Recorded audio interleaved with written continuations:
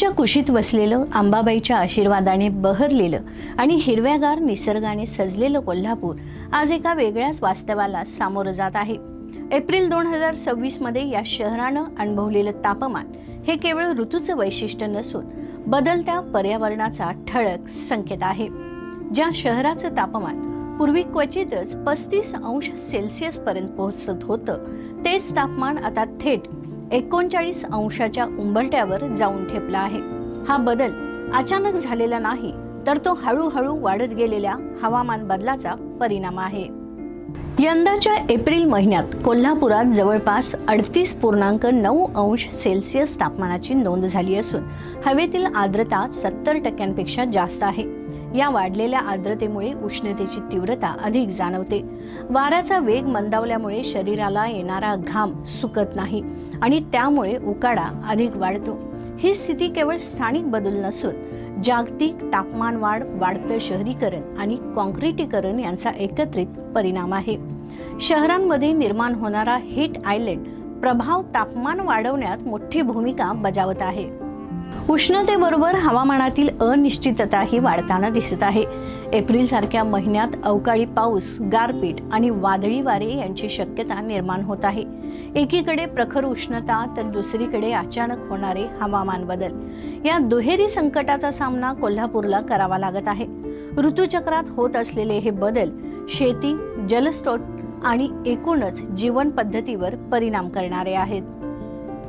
या सगळ्याचा सर्वात मोठा फटका कोल्हापूरच्या जैवविविधतेला बसताना दिसतोय। सह्याद्रीच्या परिसरात समृद्ध असलेली वनसंपदा, राधानगरी अभयारण्यासारखी ठिकाणं आणि विविध प्रजातींचं अस्तित्व हे तापमानावर अवलंबून आहे। वाढत्या उष्णतेमुळे जंगलातील पाणवठे आटू लागले आहेत, त्यामुळे वन्यजीव पाण्याच्या शोधात मानवी वस्त्यांकडे वळत आहेत। पक्ष्यांच्या स्थलांतराच्या पद्धतीत बदल झाले आहेत, तर कीटकांच्या जीवनचक्रावरही परिणाम होत आहे। नद्यांमधील पाण्याचा प्रवाह कमी होण्याची चिन्ह दिसत आहेत आणि जंगलामध्ये आगीचा धोका वाढत चालला आहे।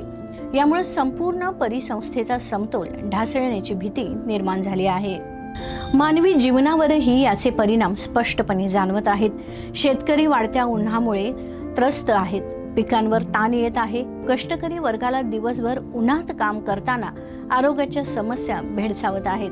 लहान मुले आणि वृद्ध यांना उष्माघात, निर्जलीकरण आणि श्वसनासंबंधी आजारांचा धोका वाढतो आहे।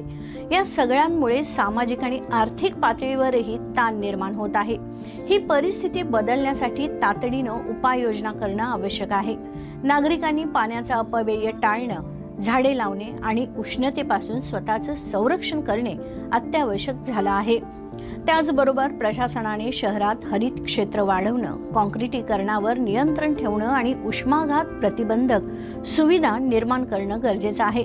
शाश्वत विकासाचा विचार केल्याशिवाय या समस्येवर दीर्घकालीन उपाय शक्य नाहीत। आज कोल्हापूर समोर उभं राहिलेलं हे संकट एक इशारा आहे। तापमानातील ही वाढ ही केवळ आकड्यांपुरती मर्यादित नसून ती आपल्या भविष्यासाठी धोक्याची घंटा आहे। जर आपण आजच जागे झालो नाही, तर उद्याचं कोल्हापूर अधिक उष्ण, अधिक अस्थिर आणि अधिक धोकादायक असू शकतं। त्यामुळे आज प्रत्येकाने पर्यावरण जपण्याचा संकल्प करणं गरजेचं आहे, कारण कोल्हापूरचं पर्यावरण वाचलं तरच आपलं अस्तित्व सुरक्षित राहील।